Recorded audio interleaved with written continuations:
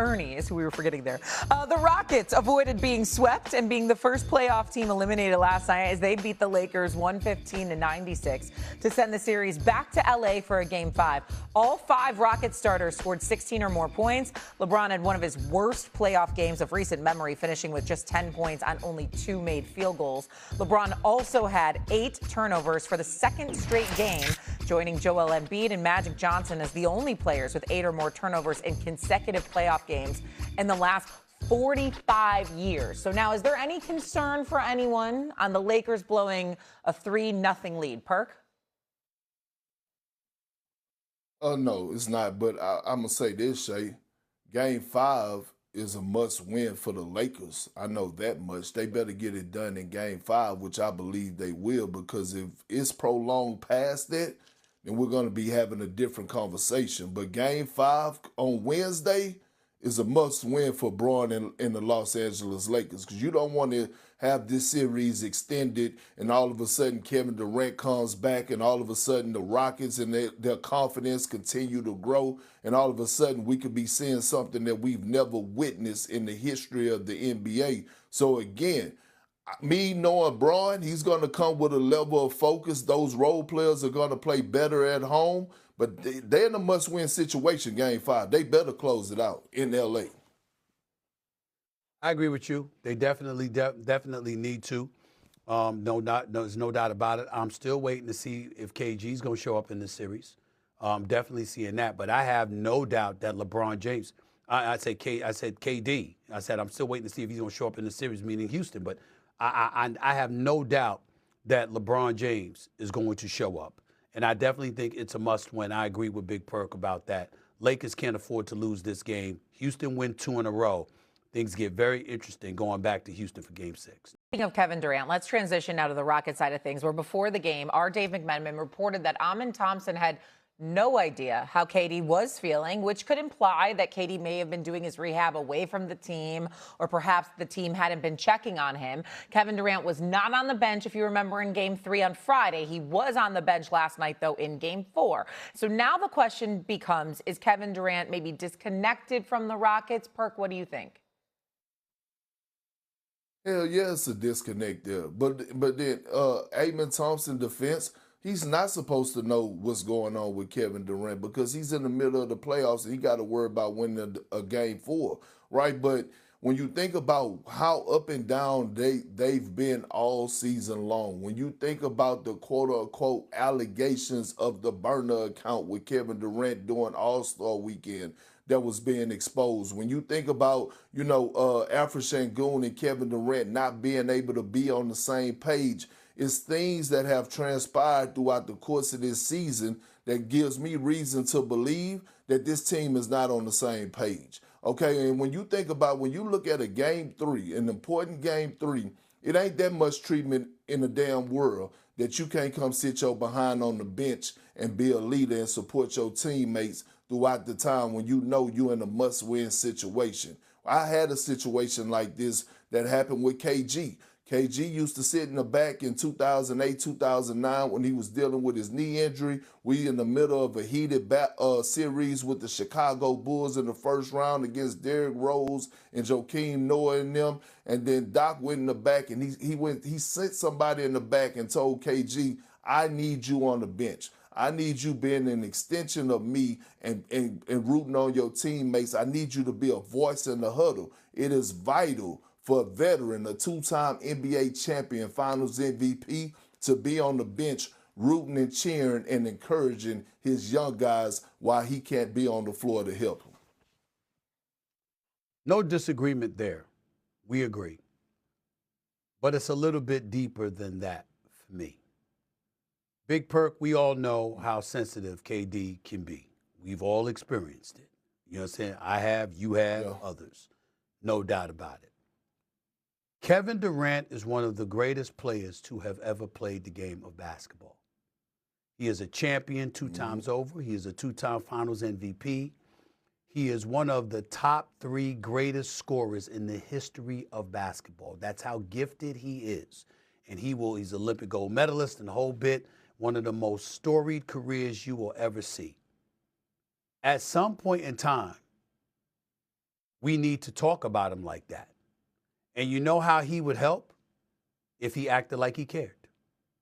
When you bring up the fact that he's not on the bench for game 3, well, who's on the basketball court at age 41 in his 23rd year? Do you remember, Big Perk, that there was a time where there was a debate? Who's the greatest player in the game? Is it KD or is it LeBron? Years ago, we were having that discussion. Mm-hmm. And the reason why universally it was recognized as being LeBron is not because of skill. It's because of leadership.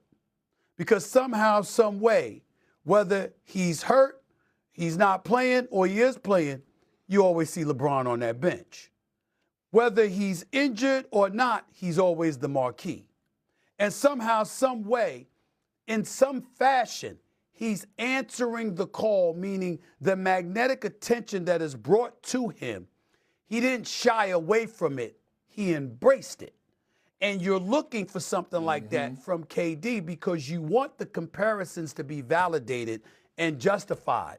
There is no question that as a talent, KD's talent is comparable to anybody in the history of the game. He belongs in a conversation on the elite level of the Hall of Fame.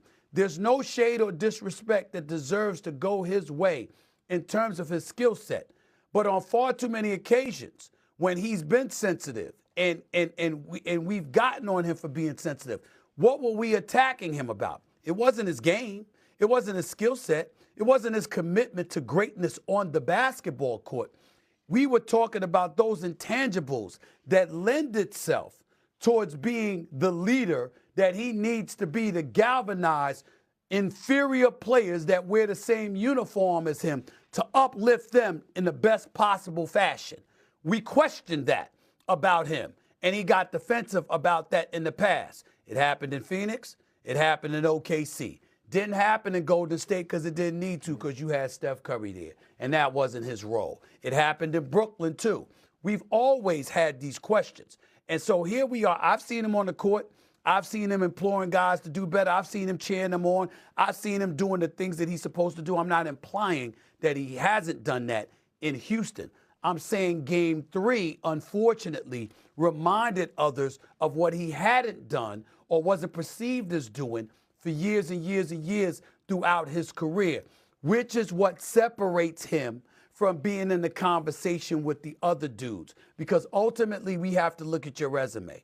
And we have to sit up there and say, outside of being in Golden State, where you were clearly the best player, but you were not necessarily the leader, that was Steph and Draymond. The fact of the matter is, everywhere else you've been, they've come up short. And since you've departed from Brooklyn years ago, what have you really, really done? In Brooklyn, other than the time when Kyrie and James Harden, Kyrie was out, James Harden was playing hurt, and you almost beat Milwaukee. What have you done? We're looking at that and we're asking those questions because one of the greatest players we have ever seen is consistently home too damn early, and it doesn't seem to bother him nearly as much as we believe it should. Period. So S.A., sometimes I think I forget and the people forget that I shared four and a half years in the locker room with Kevin Durant, okay? And the reason that I call him out so much about being a leader is because I know he has it in him. I witnessed him do it. I watched him his MVP season when Russell Westbrook went out. I watched him elevate his game and elevate his leadership. I watched him empower Serge Ibaka when Serge Ibaka missed being an all-star by 1 vote. That year, I believe he was averaging 17, 18 points, a career high. I watched him up my offensive game from 5 points to about 10 to 11 points because Kevin Durant was running the point forward and getting his buckets and putting guys in position to be successful. So when I call him out, it's not because I'm picking on KD or that I got beef with KD. I got real, genuine love for Kevin Durant. My family has real, genuine love for Kevin Durant. But when I call him out, it's because I know he has it in him, but he has to want to do it. And at this point, you're talking about a guy that's, I believe, 37 years of age. I just don't believe he want to do it no more. And he took like 10 steps backwards when it comes from a leadership standpoint. Shay, he could be a little bit sensitive at times, but KD's good people. And he's a superstar player. He's a really good dude, and he's doing a lot of great things for himself, his business, and all of that stuff off the court. We just know that no matter how great he has been and what he has done, we know he could be even greater at times. And we're looking for it. It's just that simple. He's going to be sensitive to it, and that's his right. But, you know, we ain't got nothing but respect for him because he's one of the all-time greats. It's such a shame with this Rockets team. Such high expectations. You had the Fred VanVleet injury so early on, and then they were so heavily favored in this matchup. The unexpected injuries now to Kevin Durant. That's organizational. That's their fault. 100%. They were supposed to go get a point guard. That's on them. 100%. But we thought they would cakewalk through the series, and it's